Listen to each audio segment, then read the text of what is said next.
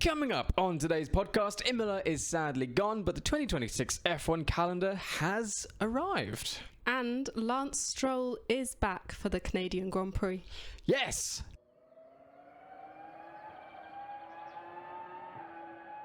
Hello, welcome to the Race for the Win podcast. Let's talk about Imola though. Let's talk sad stories. Imola, one of the legendary races of Formula One, is gone. To be honest, look, I'm okay with it because no longer do I have to pronounce Emilia-Romagna on podcasts. Yeah, that didn't go well for you, did it? Emilia-Romagna. It's very difficult to say, like, off the top of your head, off the top of your mouth, you know what I mean? It is sad, though, isn't it? It's really sad, yeah. So, obviously, it was going to be out of contract at the end of this year. Anyway, it hasn't been extended. The thing that people are upset about is that, in effect, it's been replaced by Madrid. Or Madring. That's right. It's, drivers have come out. Like Lewis Hamilton was like, I'd be okay with it if it was replaced by a good track. And I think that's the issue, isn't it?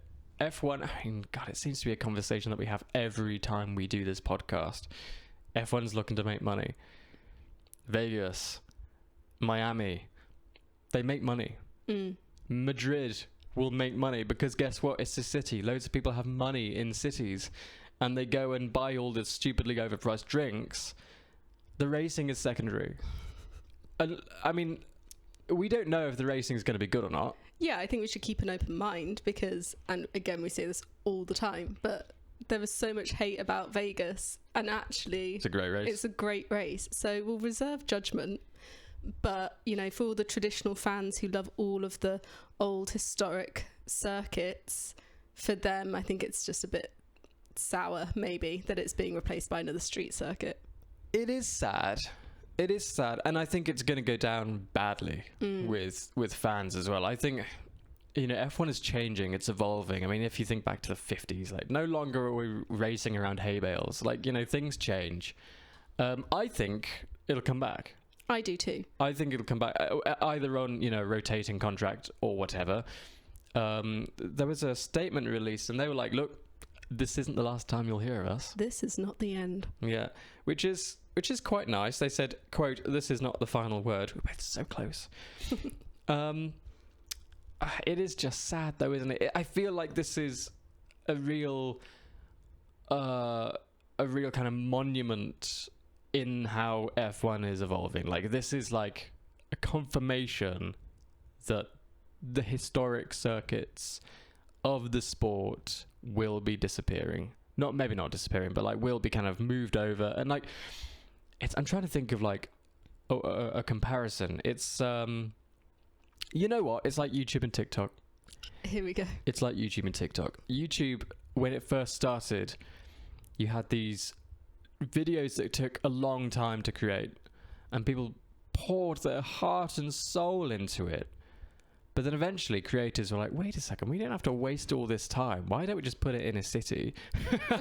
why don't we just put a vlog together, put a camera on your face, make so much more money, and you can you put out more videos, it's scalable to a degree. And then TikTok came around. They were like, you know what? Let's make it 60 seconds. We've been doing this. Follow us on TikTok, Race for the Win, by the way. We do daily F1 news, but it's exactly the same. It's just a different market. Things are evolving everywhere, and F1 is thinking the same thing. They're like, wait a second, we don't need to have these crazy expensive circuits. Let's face it, very expensive to run and maintain, etc. We don't have to keep putting money into developing them, into building the transport around it, building the infrastructure, whatever. Let's just whack it in a city. Let the businesses take care of that because they think this is a money-making opportunity, which it is. And we just focus on everyone's, every year going over the roads a bit. Vegas didn't quite work out. And drain covers, exactly. Sorry, signs. And then, make more money.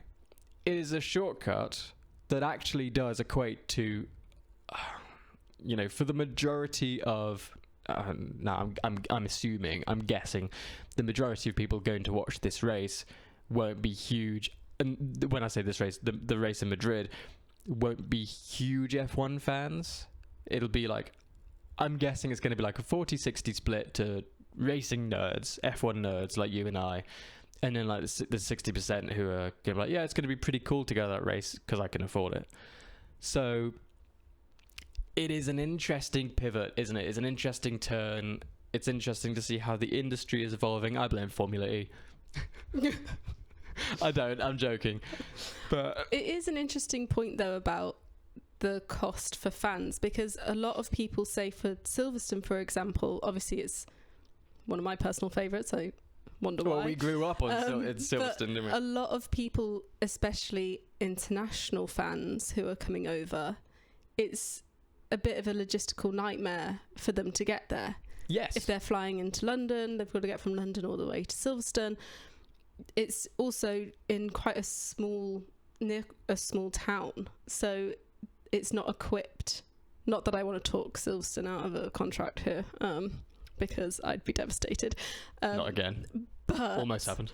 But it's an expensive sport for fans to go and see in person. So if you have the opportunity where it just makes it a little bit easier, you have more options of where you can stay. You don't necessarily have to travel that far to get to the circuit. It does all add up. I agree. Yeah, you're right. Like, you know, a huge expense for Silverstone is parking. Like, parking and where do you stay? Like, it's the most expensive tent in the world. If you're camping there, like, you know, camping is... I've actually never done it. I've never camped at Silverstone, I've got to admit. I thought you meant you'd never camped. I've camped. I love a camp. I have camped. But... you know, from the numbers I've been seeing on social media, stuff like that, it's the most expensive camping scenario ever. But I'm sure the experience is great because surrounded. I mean, can you imagine how good that is? It's gonna be like a festival but with cars. So yeah, I agree. Like, if you're in the city, you've got hotels. You don't need to worry about that, and it's something that F1 doesn't have to worry about, because if anything, they can go, you know what, Hilton, whatever. Do you want to partner with us? You pay us a bit of money and we'll put F1 on your front door. So it's another money-making opportunity. There is a benefit as well, I think, because from how it all looks right now, I do feel like it will come back, going back to Emilia Romagna, but it does give them the opportunity to kind of upgrade their facilities, improve certain aspects, have a year out. Maybe beyond that, it might be part of the rotational setup with Spa. Yes. I Sorry, I just brought that back for you. I do think tracks, if they're put in this position, are going to be hesitant to invest heavily into their track, into their circuit, into the infrastructure. I think you know, F1, they say, you know, they've kind of hinted that they're coming back. Unless they have, like, a heavy, almost confirmed deal with Formula One, or even a confirmed deal that just hasn't been confirmed outside of that partnership, I wouldn't.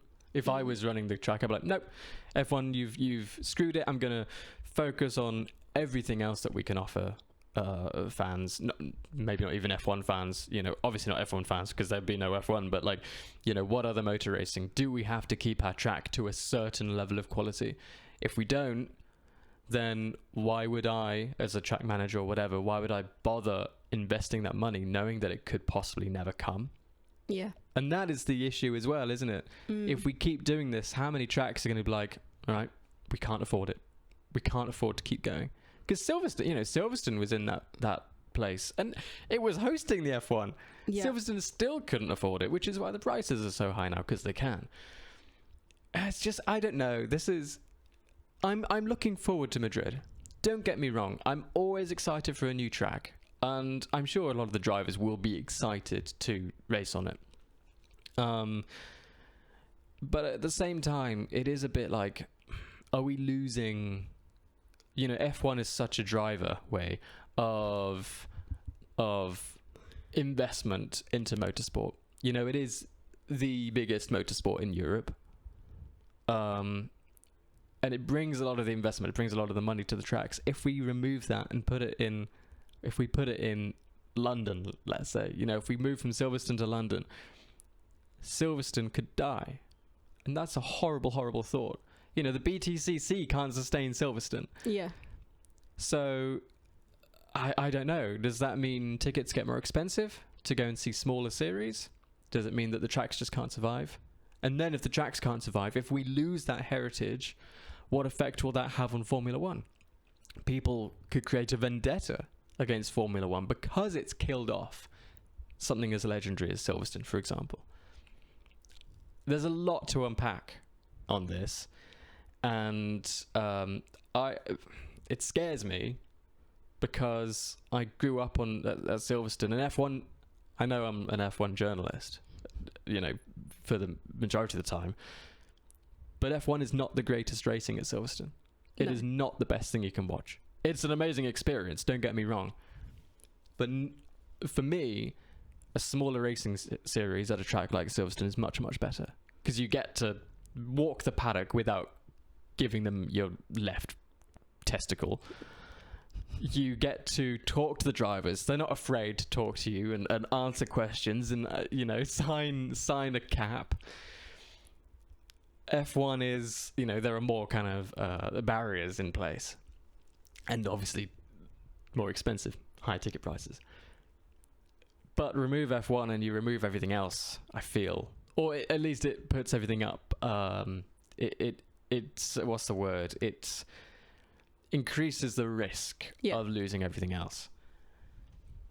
That's my 2 cents. Yeah. I mean, I agree. I kind of got lost in what you were saying then. That made me really sad. I mean, it is sad. I mean, when you think about the consequences of what could happen to those lower down series, it is sad. But let's remain positive here. It could still come back. Yes, it may do. It may do, and it likely will. Yeah. Let's face it. Look, F1 can't add any more races to the calendar. Yeah. 24 can't be done. A rotational contract, that's the way forward. But even then, there's negative effects from that. Yes. But if that is a happy medium, because at the same time we don't want F1 to go anywhere. F1 is at a high right now, but it won't be like this forever. It always ebbs and flows. They are, Liberty Media they've proven that they can do this properly. They've proven that they can make a return on investment and a good return on investment. But maybe there's a happy medium which allows F1 to continue and thrive as best as possible, while also making sure that the tracks have enough revenue so they can keep themselves going as well. It's a difficult situation as well, because obviously they've got all of these other places that are interested in hosting an F1 race, either a new one or a returning one. There's fans saying you can't just have street circuits, we need to have the historic circuits, but then at the same time they need the fans at the sport. It can't become even more ridiculously expensive for fans to actually get there. But then if a track is only hosting a race every 2 years, is that going to then fall on the fan to pay more money? Yeah. But then Liberty Media, it's a business after all. They need to continue making... I wouldn't want to be the one making those decisions. It's tough. Yeah. The good thing is that Imola... There is a good thing about Imola being dropped. And why you're smiling at me like I'm going to make a snarky comment. I am not surprised when you are about to say something positive. I think the last race at Imola was not that exciting, and it is a good race for the most part. The drivers love it. From a fan perspective, it could be better. So let's look forward to Madrid. Madrid could be another Vegas. It could pull something out the bag and we're like, okay, yeah, fine, great. Can't wait for the next one. It might be amazing.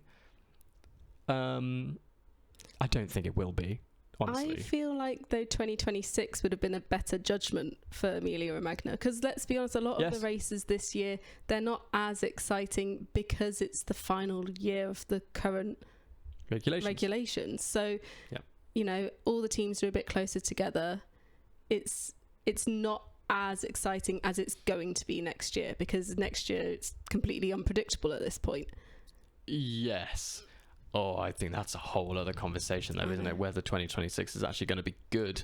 Yeah, let's not get into that right now. Let's not unpack that. Let's stay on the 2026 subject, though. Look, the calendar has been released. There are 24 races. It starts with Australia on the 8th of March, and there are a few changes. One change that I actually think a lot of people are going to be really unhappy about: Canada. They've put it on the Indy 500 weekend. Also, did you see? So it's moved to May. Yes. And did you see all the people showing photos of Canada in May? And is it covered in snow? I will say I didn't look into it, and I don't know if that's real. But this is quality journalism, my friends. Quality journalism. You know, I'd like to bring a different aspect to the podcast. Yeah. It could be snowy. It could be very hot. We just don't know. But yeah, I think a lot of people look forward to the weekend that is Monaco, Indy 500, and then you've got the Coca-Cola 600 if you're a fan of NASCAR as well. Yes. So there's like 3 of the biggest events. Yes. And now it's like Canada. Also, the issue is that obviously Canada is going to be a very similar timing. Yes, of course. Because it's that side of the world. Yeah. So to be able to watch Monaco in the morning, and then US depending time. on where you are, then go into the Indy 500, there's going to be a major clash now, which people are really, really not happy about. The thing is as well, I mean, I do really like Canada. But how many, because obviously Liberty Media is trying to push for a US viewership, how many people are going to watch Canada over Indy 500? Yeah, I fear F1 may lose that race. I mean, the experience is amazing. To watch what happens before the race, like it's like something in the cinema, isn't it? It's like there are helicopters flying over. Yeah, the sausages. I mean, I don't know exactly what I'm doing. The hot dog thing. The hot dog race, which I loved. It felt a bit like a fever dream. I'm not really sure what's going on, but I'm loving this. Yeah. Okay. I think it peaked at almost 8 million viewers, which is incredible. Go and watch some F1, you'll love it. Moving on. Monaco, traditionally in May, has moved back to June. I don't really think that's going to change it that much, and that's because they want F1 wants more efficient logistics. Yeah. Between Canada and Miami. Yeah.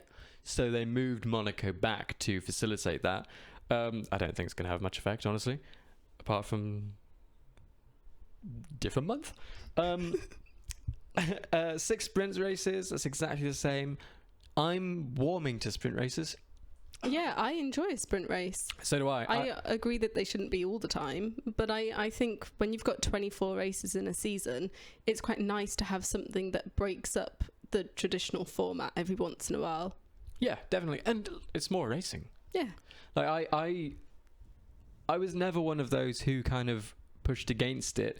The one obvious thing is, like, you know, drivers and teams have less time to figure out the cars, less time to practice. It's difficult for the rookies, especially if they haven't driven the tracks before. But there's more racing, less practice, which a lot of I actually really enjoy practice, but like a lot of people don't, because you don't learn anything. But I suppose from our perspective, practice is always the excitement towards the Sunday. Like, being there, practice is quite, you know, it's maybe a little different for us, where if you're watching it on the TV, or, you know, you're not overly nerdy about it, then practice doesn't give you much. I think sprints are great, but leave it at 6. I think 6 is a good number. Maybe a few more. I don't know, I feel like there could be more. Not loads. What tracks? Monaco. No, I'm joking. I mean, that would make it fun. I do think in Monaco they should bring in like the sprint equivalent of qualifying. I mean, I still like, this is another conversation, but I like George's suggestion of them being able to turn the sprinklers on. That was George, so good. Explain it for the viewers if you haven't heard this. So obviously Monaco, not great for overtaking, if you were not aware. So this year, again, the two-stop strategy didn't work. So George Russell, after the race, was like, every driver should have a button in the car that will set off sprinklers around the track. But you can only set it off once over the whole weekend. So you can including qualifying. Yeah, so you could do it in qualifying, but then you can't do it in the race. And then so every driver doesn't know when another driver's going to set it off. And then suddenly it becomes a wet track. It's like a slip and slide. It's all very exciting in theory. I think that's great. This is why he's on the Grand Prix Drivers Association. Yes, the GPDA. I always get that wrong. The Jibba. He's got good ideas, that young man. I do think that was quite fun. I think that'd be great. Yeah, and I've completely forgotten what we were even talking about. Sprint races. Yep. What tracks? Yeah. Canada. Yeah. Canada. I mean, I think it works anywhere, really. Yeah, a track where like it's built for overtaking. Like built for action. But then why not? Like, it's just more exciting then. Why not just try it? Try it everywhere and see what works. Except for Monaco. And Imola, obviously. I think Monaco could also be quite fun.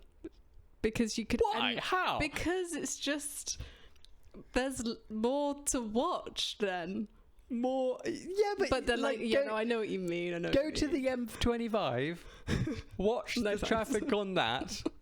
You'll have just as much fun. Yeah, fair enough. Okay, fine. Everywhere but Monaco. Yeah, right. Maybe not Baku. Wait, no. I feel like they've had a sprint before. I think they have, but it wasn't that exciting. I do love Azerbaijan though, absolutely beautiful. Yes, so nice. Right, towards the end of the season, we are ending with 2 triple headers: Austin, Mexico, Brazil, Las Vegas, Qatar, Abu Dhabi. Oh, it's going to be tough for these guys, isn't it? It is going to be tough. It was tough just reporting on it, let alone driving it. And they have a lot of practice sessions. Actually, 2026 is a huge season. It's going to be so difficult, so tough for these drivers because they've got, 3 test sessions now? I believe, off the top of my head, it's 3 test sessions because of the new regulations. Yes, yeah. Because of the new regulations. They're testing the new cars. That's going to be tough. Then they go into a 24 race calendar, 6 sprint weekends, and then 2 triple headers just to celebrate the end. If they're not already dying, push them into a couple of triple headers. See how they deal with that. From our point of view, watching it is going to be absolutely brilliant. The fans are going to love it. But God, this is going to be tough. I think 2027, they're going to be tired. I think because of that, we're going to see a few retirements. Seriously though, I think 2026 is going to be a really interesting year. Yeah, I'm so excited. We'll see what happens with Aston Martin and Alonso, but we are. Oh look, I got my Snoopy socks out. We'll move on from that because again, whole different conversation. Let's stay on Aston Martin though.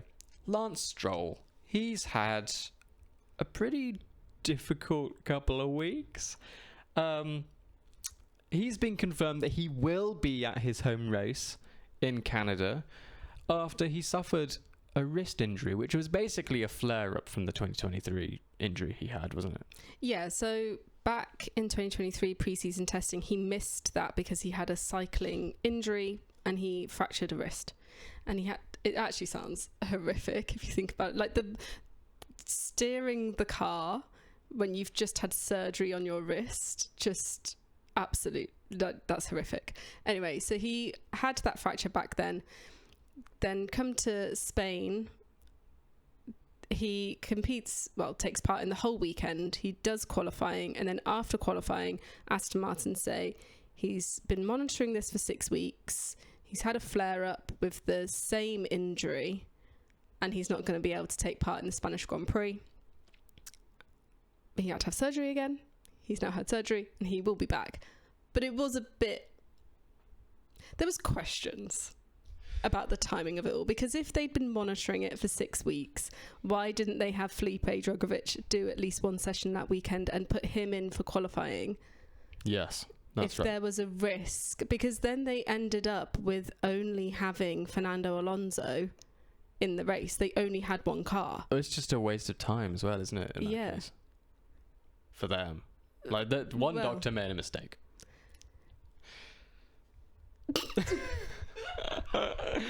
So, but the timing was even more interesting, wasn't it? Because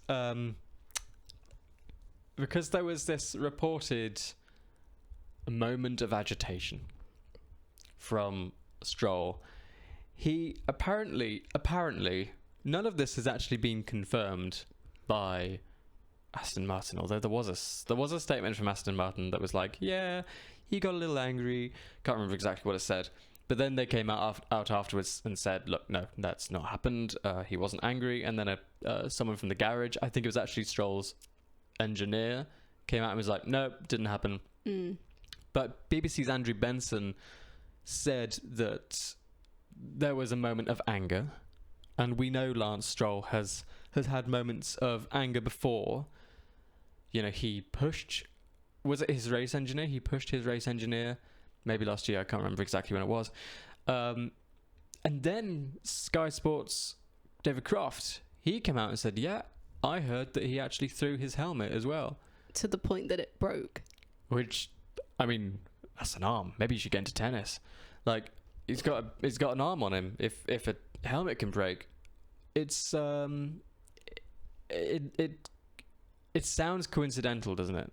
Yeah, it's interesting timing, because if that happened after qualifying, you know, emotions do run high, but there is a way to conduct yourself. If that happened after qualifying, he's throwing something, if it's true, that may have caused, you know, a re-break or whatever it was in his wrist. Yeah, But if he put his fist through a wall or something. Yeah, like, we don't know. No. But it is odd from the team's perspective to not cover themselves when, you know, you have a reserve driver for a reason. Yes.